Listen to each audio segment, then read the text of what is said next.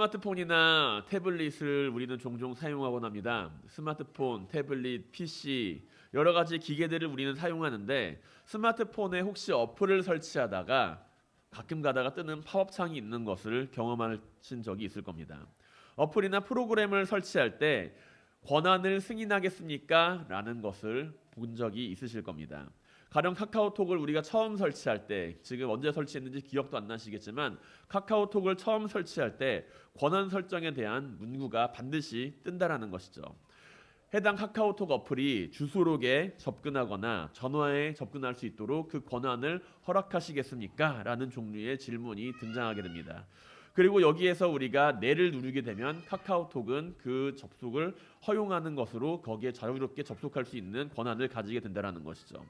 카카오톡이 동기화되기 위해서는 주소록에 있는 이름을 찾아서 확인하고 설치를 해야 하는데 그것을 사전에 아무런 동의 없이 하는 것이 아니라 권한에 대한 허용을 해주십시오라는 것을 물어보는 팝업창이 뜬다는 것입니다. 만약 새로 설치한 어플에 대해서 우리가 그 권한을 허용하지 않겠습니다라고 그 버튼을 누르게 되면은 어플이 설치가 되지 않거나 설치가 되더라도 정상적으로 작동하지 않는 것을 우리는 마주할 수가 있습니다. 우리의 삶에는 많은 경우 권한이라는 것을 접할 때가 있습니다. 여러 가지 권한 설정이라는 것에 대해서 우리는 접근을 하게 된다는 것이죠. 우리는 아마 많은 권한을 가지고 또는 여러 권한에 대해서 마주하면서 살아가게 됩니다. 그리고 우리는 권한에 대해서 생각하면서 내가 할 수 있는 일과 내가 할 수 없는 일이 무엇인가라고 생각을 하게 되겠죠. 한 회사의 사장으로 가지는 권한과 그 회사의 사원으로서 가지는 권한은 분명히 차이가 있습니다. 국내 굴지의 기업인 모 회사의 회장님이 가지고 있는 권한은 회사의 중요한 일을 결정하거나 그리고 그 중요한 방향성을 제시할 수 있는 권한을 가지고 있죠. 하지만 일개 사원은 그런 권한을 가지고 있지 않습니다. 그저 시키는 일만 열심히 하면 된다라는 이야기입니다. 그렇다면 지금 나는 어떤 권한을 가지고 있을까요? 지금 이 자리에 계신 성도님들께서는 어떤 권한을 가지고 계십니까? 이렇게 질문을 하면은 여러 가지 권한들이 생각이 날 겁니다. 내가 지금 할 수 있는 일이 과연 무엇일까? 나에게 주어진 권한은 무엇일까? 라는 것을 생각을 하게 되겠죠. 권리와 권한은 조금 다릅니다. 권리라고 하는 것은 자기에게 주어진 것을 누릴 수 있을 때 사용할 수 있는 것이지만 권한이라고 하는 것은 내가 할 수 있는 일에 대한 이야기를 조금 더 구체적으로 이야기를 할 수 있다라는 것이죠. 내가 할 수 있는 일과 할 수 없는 일에 대해서 우리는 내가 가지고 있는 권한에 대해서 떠올리게 될 때 아마도 많은 부분에 있어서 내가 가진 권한이 그렇게 썩 많지 않구나라는 것을 떠올릴 수가 있을 겁니다. 왜냐하면 대부분의 사람들은 많은 권한을 가지고 있지 않기 때문입니다. 왜 그럴까요? 사람들이 모두가 권한을 많이 가지고 있으면은 그 나라는 그 지역은 여러 혼란 가운데 빠지게 될 것이기 때문입니다. 권한을 가진 것이 내가 가진 권한이 많을수록 그리고 그 권한을 가진 사람들이 많이 있을수록 그 지역은 혼란스러운 지역이 될 것이라는 것이죠. 가령 예를 들어서 왕의 권한을 가진 사람들이 많이 있다라고 할 때 그 나라는 어떻게 될까요? 아마 중국에서 나타났던 춘추 전국 시대와 같은 사람들의 모습이 되지 않을까 생각이 됩니다. 지방의 제후들과 지방 군소 귀족들도 내가 왕이다라고 이야기를 하면서 왕의 권한을 이야기를 한다라고 하면은 모두가 각자가 자기가 옳다고 하는 삶을 살아가게 되겠죠. 그렇기 때문에 사람들은 권한을 제한합니다. 이 사회 속에서 사람들은 권한을 제한합니다. 내가 쓸 수 있는 권한이 제한되어 있고 그리고 그 권한이 상당히 제한적인 가운데서 많은 사람들이 존재하며 일부 특수한 사람들에게 그 권한을 부여하게 됩니다. 다른 말로는 권력이라고도 이야기를 할 수도 있습니다. 그리고 그 제한적인 권한 가운데 살아가며 그 권한에 대해서 따르는 것을 이야기를 합니다. 그리고 그렇게 삶으로써 사회 안의 질서와 규칙을 이야기를 하며 그 사회가 굴러가게 만들어 간다는 것이죠. 그 사회 안에서 절대적인 권한을 사람들을 만들어내는 것은 그 사람들에게 권한을 위임한 우리들이라고 할 수가 있습니다. 그렇기 때문에 민주주의에서도 우리는 투표라고 하는 그 권리와 그 권한을 가지고 살아가면서 대통령을 뽑을 때, 국회의원을 뽑을 때 그 사람에게 내가 결정할 수 있는 권리를 양도합니다라는 의도로 그 사람을 내가 선택한다라는 이야기인 것이죠. 그렇기 때문에 사람들은 자신들이 만들어낸 그 권리와 그 권한에 복종하면서 이 사회를 만들어갑니다. 사람들은 자신이 만들어낸 권한에 복종하면서 특정 일부가 가진 힘에 반항하거나 저항하는 이들을 향하여 그렇게 살아가는 것이 아니라 그 사회에 대해서 적응하며 순응하며 살아갈 것을 이야기를 한다라는 것이죠. 결국 우리가 살아가는 이 세상 속에서 권한이라고 하는 것은 내가 가지고 있기 때문에 내가 소유한다라기보다는 내가 권한이라는 것에 속해져서 살아갈 때가 많이 있습니다. 권한이라는 것에 대해서 내가 그것을 누리면서 이야기하기보다는 그것에 내가 소유된 그것에 속한 사람으로서 살아가게 된다라는 것이죠. 그렇다면 우리는 오늘 우리가 살아가는 이 세상 속에서 우리를 둘러싸고 있는 수많은 권한들 가운데 그 제한적인 삶의 모습 가운데 어떠한 삶의 모습을 가지고 살아가야 할까요? 내가 할 수 있는 일은 지극히 제한적이고 한정적인 것처럼 보이는데 우리는 어떠한 권한을 가지고 내가 살아가는 그 삶을 마주하며 다른 사람들을 마주해야 합니까? 오늘 본문 가운데 주님께서는 우리에게 특별한 이야기를 하십니다. 19절에서 주님께서는 다음과 같이 말씀하시죠. 그러므로 예수께서는 그들에게 이르시되 내가 진실로 진실로 너희에게 이르노니 아들이 아버지께서 하시는 일을 보지 않고는 아무것도 스스로 할 수 없나니 아버지께서 행하시는 그것을 아들도 그와 같이 행하느니라 라고요. 주님께서는 자신이 하시는 일에 대해서 그 근거를 하나님에게서 찾고 있습니다. 유대인들은 안식일에 병자를 고치신 주님, 안식일 날 38년 된 병자를 고치신 주님을 보고서 이 사람이 안식일을 어기고 율법을 어기고 하나님과 자신을 동일하게 이야기를 한다라고 하면서 참남되다 이야기를 하고 신성모독이라고 이야기를 합니다. 그리고 주님을 박해하려 합니다. 그러나 그 모습 안에서 주님은 그 자리를 피하거나 도망치시는 것이 아니라 자신이 하고 있는 이 일에 대해서 설명하신다는 것이죠. 우리는 어려움 가운데 처하거나 알지 못하는 누명을 쓰게 되었을 때 내가 누구인데 나는 이런 사람인데 라고 이야기를 합니다. 그러나 그것과는 조금 다르게 주님께서는 자신이 하시는 일을 통해서 사람들에게 그 일에 대해서 말씀하고 계신다는 것이죠. 조금 전에 벌어진 그 일에 대해서 유대인들이 시비를 걸고 있는데 그 일에 대해서 변명하거나 설명하는 것이 아니라 하나님의 권한에 대해서 설명을 하고 계십니다. 그렇다면 주님께서는 거센 핍박 속에서 유대인들에게 무엇을 말씀하고 계실까요? 그리고 주님의 그 모습을 통해서 우리는 어떠한 삶의 모습을 발견하게 될 수 있을까요? 우선 주님께서는 자신의 사역 기준을 이야기합니다. 조금 전에 이야기한 것처럼 아들이 아버지께서 하시는 일을 보지 못하고는 아무것도 스스로 할 수가 없다라고 이야기를 하신다는 것이죠. 이 말씀 안에서 우리는 우선적으로 주님께서 하나님의 아들이시구나라는 것을 마주할 수 있을 겁니다. 주님께서는 하나님을 아버지로 이야기를 하고 계시는구나라는 것을 발견할 수 있다라는 것이죠. 그리고 조금 더 깊이 살펴보게 되면 우리는 이 사실 안에서 주님께서 말씀하시는 사역의 기준이 자신이 아니라 하나님이시라는 사실을 발견할 수가 있습니다. 우리는 앞서 이 말씀이 17절에서도 동일하게 등장하고 있음을 알 수 있습니다. 예수께서 그들에게 이르시되 내 아버지께서 이제까지 일하시니 나도 일하신다 하매라고 주님께서는 유대인 지도자들을 향하여 이야기를 하고 있다라는 것이죠. 유대인들은 자기를 하나님의 아들로 이야기하는 부분에 대해서 그 초점을 바라보고 있지만 주님께서는 그들에게 자신이 하고 있는 이 일에 대해서 그 권한을 이야기를 하고 계신다라는 이야기입니다.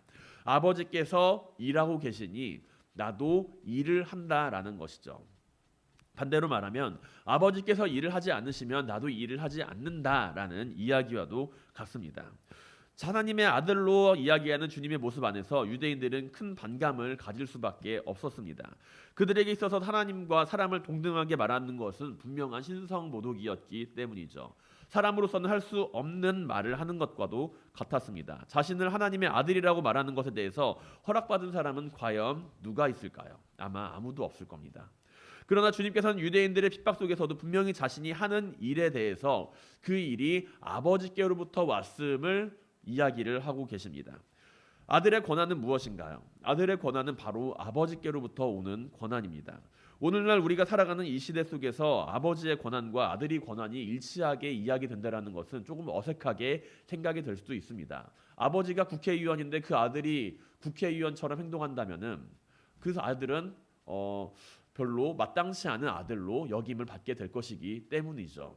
하지만 주님께서 사역하시던 이 고대 근동 사회에서의 구성은 아버지와 아들의 역할이 분명하게 주어져 있습니다. 아버지가 국회의원이면 아들도 국회의원처럼 행동을 해야 한다라는 이야기입니다. 오늘날 과일집 아들이라 그래서 그 과일집 아들이 그 운영에 함께 참여하지는 않을 수 있지만 그 자신이 하고자 하는 다른 일을 찾는 것도 가능하지만 그 당시에 과일집 아들은 그 과일집을 이어가는 것이 도리로 여겼다라는 것이죠. 일부 특별한 사람들에게 있어서는 나는 과일집을 이어가기 싫어요라고 이야기를 하며 과일집에서 벗어나는 일을 선택을 할 수도 있겠지만 맏아들일 경우 아니면 그 가업을 이어야 하는 아들일 경우 그렇게 아버지의 상속자의 개념으로서 그것 아버지와 동일한 일을 대신할 수 있는 권한을 가지고 있었습니다. 그렇게 주님께서는 아버지 요셉이 목수였던 것처럼 그 아버지의 역할을 따라서 목수로서의 역할을 함께 감당하기도 했었고, 그와 같은 맥락에서 하나님 아버지께서 일을 하실 때 그 일을 통하여 아버지가 일하시니 그 아들인 주님께서도 일을 한다라고 이야기를 한다라는 것이죠. 대부분의 경우 아들은 아버지의 일을 대신함으로써 그 가업을 이어나갈 준비를 합니다. 그렇게 어느 정도 성장한 아들에게 아버지는 많은 권한을 허락하고 아들은 아버지를 대신하여 그 일을 할 수가 있는 위치에 있습니다.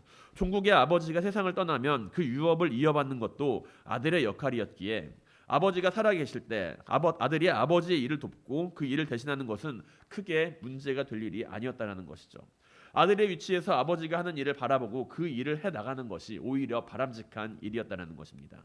그리고 주님께서는 자신이 하는 일, 안식일날 병든 사람을 고치는 것이 자신이 하나님의 아들이기 때문에 내가 하나님의 아들이야, 그러니까 난 안식일날 병자를 고치는 거야 라고 이야기를 하는 것이 아니라 아버지께서 일하고 계시니 아버지께서 원하시는 일이 있으니 나는 그 일을 행한다 라는 식으로 이야기를 하신다는 것이죠. 주님께서 하시는 일은 분명히 사람이 할 수 있는 일이 아닙니다. 주님께서는 분명히 사람이 하지 못하는 일을 행하셨습니다. 38년 동안 병들어 있던 사람을 같은 사람은 구원할 수가 없는 이야기라는 이야기입니다. 그러나 주님께서는 그 일을 행하고서 사람들에게 내가 이 병자를 고친 것을 보아라. 이 기적을 보고서도 너는 믿지 못하겠느냐? 이 기적을 보고 내가 하나님의 아들임을 믿어라 라고 이야기를 하는 것이 아니라 하나님이 원하시는 일을 내가 함으로써 하나님께서 행하시는 그것을 자신도 함께 이루어 간다라고 하는 그 말씀 안에서 자신이 하나님의 아들이라는 것을 말씀하고 계신다라는 이야기죠. 일반 사람들이 쉽게 할 수 있는 일이 아니기 때문에 내가 하나님의 아들이 아니라 하나님께서 원하시는 일을 하기 때문에 내가 하나님의 아들이다라고 그들에게 이야기를 하고 있습니다. 우리 주변을 살펴보면 스스로 하나님의 아들이라고 내가 메시아라고 이야기를 하는 이들이 종종 등장합니다. 요즘에도 한창 뉴스와 인터넷을 뜨겁게 달구고 있는 이단 단체에 대한 이야기들이 종종 등장하고 있는 것을 우리는 마주할 수 있습니다. 자신을 메시아라고 이야기를 하며 하나님의 아들이라고 말하고 세상의 구세주라고 그들은 주장을 합니다. 우리는 이러한 사람들의 모습을 통하여서 사회적으로 큰 이슈와 문제가 나타나고 있는 것을 볼 수가 있죠. 믿음이라는 틀 안에서, 종교라고 하는 울타리 안에서 이들은 자신이 하는 일을 정당화합니다. 하나님께 받은 계시가 있고 하나님께서 나를 대리자로 선택을 했고 나에게 권한을 주셨다라고 그들은 이야기를 하고 있는 것이죠. 이들은 스스로가 사람들 위해 신으로 군림하고 싶어하며 하나님의 권한을 가지고 살아가기를 원합니다. 많은 경우에 이들은 주님께서 말씀하신 것처럼 내가 하는 일이 하나님이 원하시는 일이다 라고 이야기를 하면서 사람들에게 이야기를 합니다. 그러나 그 가운데 사회적으로 문제가 되는 일이 많이 있음을 우리는 목격을 하죠. 그렇다면 이들은 정말 하나님께서 원하시는 일을 했던 걸까요? 하나님께서 원하시는 일은 무엇일까요? 하나님의 이름을 통하여 쾌락을 쫓고 부를 축적하고 권력을 만들어가는 것이 하나님께서 원하시는 일일까요? 우리는 하나님을 통하여서 하나님은 이 세상 만물의 주인이다라고 이야기를 합니다. 하나님은 온천하 만물을 창조하시고 하나님께서는 온천하 만물의 주인이 되신다라고 이야기를 합니다. 그런데 하나님께서 우리를 향하여 더 많은 부를 쌓으라고 더 많은 권력을 만들라고 쾌락을 따라 살아가라고 이야기를 하신다면 그 하나님은 역시 불완전한 하나님이라고 이야기를 하는 것과도 같습니다. 하나님께서 부가 부족하시니 나는 부를 만들어서 하나님께 드려야 하고 하나님께서 권력이 부족하시니 나는 권력을 만들어서 하나님께 드려야 한다. 하나님의 아들인 내가 가지는 권력은 부족하다 라고 이야기를 하는 것과도 같다라는 이야기이죠. 결국에는 하나님을 전능하다라고 이야기를 하면서 세상의 부와 명예를 따라가는 사람들은 그 자체로서 하나님께서 부족하다라고 이야기를 하는 것과도 같다라는 이야기입니다. 그렇다면 하나님께서 원하시는 것은 무엇일까요? 하나님께서 원하시는 것에 대해서 성경은 분명하게 그 사실을 기록하고 있습니다. 하나님은 호세아서 6장 6절에서 호세아를 선지자를 통하여 다음과 같이 기록하십니다. 나는 인애를 원하고 제사를 원하지 아니하며 번제보다 하나님 아는 것을 원하노라 라고요. 그리고 주님께서는 마태복음 12장에서 안식일을 범한 제자들을 향하여 정죄하는 그 바리새인들을 향하여 마태복음 12장 7절에서 다음과 같이 말씀하십니다. 나는 자비를 원하고 제사를 원하지 아니하노라 하신 뜻을 너희가 알았더라면 무죄한 자를 정죄하지 아니하였으리라 라고요. 또한 세리와 죄인들과 함께 식사를 하는 그 모습, 세리와 죄인들과 함께 식사를 하는 그 모습을 바리새인들이 또 비난을 하자 마태복음 9장 13절에서 다음과 같이 기록하십니다. 너희는 가서 내가 긍휼을 원하고 제사를 원하지 아니하노라 하신 뜻이 무엇인지를 배우라. 나는 의인을 부르러 온 것이 아니요 죄인을 부르러 왔노라 하시니라 라고요. 하나님께서 원하시는 일은 무엇인가요? 하나님께서 원하시는 일을 한다라고 이야기는 하는 사람들은 어떤 일을 하는 사람들일까요? 세상적인 명예와 부를 쫓는 사람들, 그것을 통해서 자신의 부유함을 축적하는 사람들은 분명히 하나님의 일을 하는 것이 아니라는 것을 우리는 목격할 수가 있습니다. 주님께서는 하나님이 원하시는 일이 무엇인지에 대해서 분명히 알고 계셨습니다. 하나님께서 원하시는 일, 그것은 하나님이 하시는 일은 사랑을 실천하고 나타내 보이는 일이라는 것이죠. 약한 자를 돌보고 하나님께서는 죄인을 부르기 위해서 이 땅 위에 주님을 보내셨다라는 것입니다. 주님께서는 그 사실을 분명히 알고 계셨기 때문에 그 사역 가운데 죄인들과 세리들과 함께하였고 선을 행하면서 하나님께 영광을 돌리는 일을 마다하지 않으셨습니다. 주님께서는 아버지가 하시는 일을 보지 않고는 이라고 말씀을 하시죠. 이 말씀을 헬라어 원어로 직역하여 번역하게 되면 만일 계속해서 눈으로 보지 않는다면 이란 뜻으로 해석할 수가 있습니다. 주님께서는 일시적으로 하나님이 하시는 일을 그 잠깐을 보고서 하나님께서 하시는 그 일을 잠깐 보고서 그것을 행하시는 것이 아니라 계속해서 보고 계시며 지금 유대인들과 하는 그 논쟁 속에서도 하나님께서 하시는 일과 하나님께서 살아계시고 일하심을 함께 바라보고 마주하고 계신다라는 것이죠. 이것은 유대인 지도자들이 보기에는 참담한 말처럼 여겨졌을 것입니다. 신성모독처럼 여겨졌을지도 모릅니다. 이들 눈에는 주님이 정신병자처럼 보였을지 모르나 주님께서는 분명 사람으로서는 볼 수 없는 하나님의 일을 함께 마주하고 계셨던 것입니다. 사랑하는 성도 여러분, 우리도 주님을 따라 살아가는 제자의 삶 안에서 하나님이 원하시는 일을 함께 이루어가게 되기를 바랍니다. 내가 원하고 바라는 일이 아니라 하나님이 원하시는 일을 이루어가며 우리도 하나님을 아버지로 부르며 살아갈 수 있는 삶을 살아가게 되시길 바랍니다. 하나님은 종교적 행위를 원하시는 분이 아니며 재물을 원하시는 분이 아닙니다. 인애와 사랑, 자비와 긍휼의 모습으로 하나님 안에서 우리가 함께 살아가고 하나님과 그 관계를 맺어가는 가운데 구원받는 삶을 이루어 가시기를 원하십니다. 하나님께서 원하시는 일은 부를 축적하거나 권력을 탐하는 일이 아니라 여러 사람들에게 하나님의 사랑을 전하며 잃은 양 한 마리를 찾아가는 그 일이라는 것이죠. 우리가 언제나 하나님을 사랑하고 이웃을 사랑하는 가운데 하나님이 원하시는 일을 행하며 살아가는 모든 성도님들이 되시기를 주님의 이름으로 간절히 축원드립니다. 주님께서는 21절에서 또한 다음과 같이 말씀하십니다. 아버지께서 죽은 자들을 일으켜 살리심 같이 아들도 자기가 원하는 자들을 살리느니라 라고요. 주님께서 하신 말씀의 의미는 우리에게 중요하게 다가옵니다. 우리가 바라보는 구원의 모습에 대하여 주님께서는 그 권한을 가지고 계시다라는 것을 분명히 말씀하고 계시다라는 것이죠. 이 세상 가운데 수많은 메시아들이 등장을 하고 자기가 메시아라고 이야기를 하는 사람들이 등장할 때 우리는 그들에게서 무엇을 찾고자 합니까? 그들이 하나님께로부터 나를 구원할 수 있는 권한을 가지고 있다라고 생각을 하기 때문에 그들을 메시아로 여길 때가 있습니다. 하지만 성경은 분명히 이야기합니다. 주님께서는 분명히 이야기합니다. 아버지께서 죽은 자들을 일으켜 살리심 같이 아들도 자기가 원하는 자들을 살리느니라 라고요. 다른 사람들이 아닙니다. 하나님 아버지께서 택하시고 이 땅 위에 보내신 그 아들 예수 그리스도만이 우리의 참된 구세주가 된다라는 것이죠.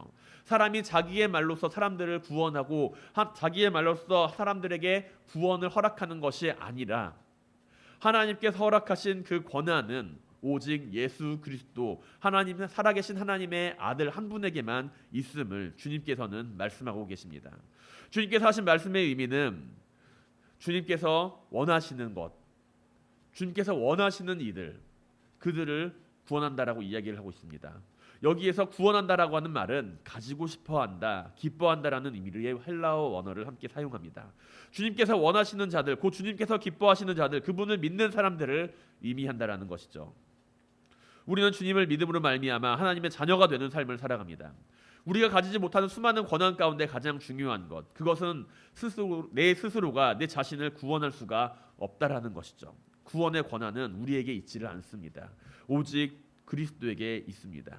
우리는 깊은 웅덩이에 빠진 사람이 스스로 헤어나올 수 없음을 알고 있습니다.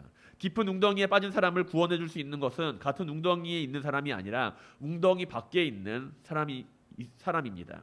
아무리 발버둥을 쳐도 더욱 깊숙이 빠지는 것밖에는 선택지가 없는 사람에게, 그 사람에게 있어서 그 사람을 이끌어낼 수 있는 것은 그 밖에서 내미는 손을 잡았을 때 우리는 그 웅덩이에서 벗어날 수가 있습니다. 유대 지도자들은 하나님에 대해서 자신들이 하나님을 매우 잘 알고 있다라고 이야기를 합니다. 자신들이 하나님을 매우 잘 알고 있고 하나님은 이런 분이다라고 이야기를 합니다. 그렇기 때문에 예수 그리스도, 주님, 예수, 당신은 잘못하고 있습니다라고 율법을 통해서 정죄를 하고 있죠. 하나님이 원하시는 일에 대해서 나는 잘 알고 있습니다. 하나님이 원하시는 일은 율법을 지키는 것입니다라고 이야기를 하며 하나님이 원하시는 일을 이야기합니다. 그러나 그들은 나름 알고 있고 들었고 공부했지만 주님의 이름을 믿고 있지는 않았습니다. 주님께서 아버지와 아들의 모습으로 하나님이 원하시는 것을 말씀하셨음에도 불구하고 그들은 주님의 이름을 믿지 않습니다. 하나님은 표면적인 유대인 아브라함의 자손이라고 하여서 그들에게 구원에 대한 특별한 점수를 부여하지는 않습니다. 믿음이 좋은 집안에 태어났다고 해서 그 사람이 구원받는 것이 아니라 그 믿음은 하나님과 그 사람의 관계에 있어서 나타나야 한다는 것이죠. 아무도 믿지 않는 집안에서 태어났다 하더라도 주님을 영접하는 사람들이 있을 수도 있습니다. 중요한 것은 우리가 가지고 있는 집안의 내력이나 혈통이 아니라 지금 내가 주님과 가지고 있는 관계입니다. 아무리 특별한 집안이라고 해도, 아무리 특별한 사람과 내가 마주하고 있다고 해도, 아무리 내가 하나님께서 택하신 특별한 사람과 마주하고 있다고 해도 내 자신의 믿음이 하나님에게 있어서 정직하지 못하고 그 믿음이 올바른 방향성을 가지고 있지 못하다고 한다면 그 사람은 하나님의 구원에서 제외될 수밖에 없습니다. 주님께서는 분명히 인생의 구원에 대해서 말씀하고 계십니다. 그 심판에 대해서 주님이 원하시는 이들, 하나님께서 그 아들이 원하시는 이들을 택할 것임을 분명히 말씀하고 계십니다. 사랑하는 성도 여러분, 우리의 삶이 주님과 온전한 믿음의 관계를 가지고 구원의 기쁨을 누리며 살아가게 되길 바랍니다. 성경은 주님께서 이 세상에 오신 목적에 대해서 분명하게 기록하고 있습니다. 요한복음 3장 16절과 17절 우리가 매우 잘 알고 있는 말씀이죠. 하나님이 세상을 이처럼 사랑하사 독생자를 주셨으니 이는 그를 믿는 자마다 멸망하지 않고 영생을 얻게 하려 하심이라. 하나님이 그 아들을 이 세상에 보내신 것은 세상을 심판하려 하심이 아니요 그로 말미암아 세상이 구원을 받게 하려 하심이라 라고요. 성경은 분명하게 이야기합니다. 하나님의 아들은 독생자 예수 그리스도 한 사람이라고요. 그리고 하나님이 그 아들을 이 세상에 보내신 것은 세상을 심판하려 함이 아니라 그 이름을 믿는 이들에게 구원을 허락하기 위함이다 라고요. 오늘 이 시대를 살아가면서 우리는 수많은 사람들의 이야기를 듣습니다. 수많은 사람들이 자신이 가지고 있는 권한을 이야기합니다. 특히 하나님에게서 내가 권한을 받은 사람이라고 이야기를 하면서 많은 사람들을 현혹하고 미혹시키는 이들이 많이 있습니다. 하지만 우리가 반드시 기억해야 할 것은 하나님께 권한을 받고 우리의 구원에 대하여 명확한 길을 제시할 수 있는 분은 오직 예수 그리스도 한 분이십니다. 주님을 믿음으로 우리의 삶이 구원받은 자의 삶을 살아가게 되기를 바랍니다. 하나님을 알고 하나님이 원하시는 일을 행하는 살아있는 믿음을 가진 하나님의 자녀로서의 삶이 되기를 주님의 이름으로 간절히 축원드립니다.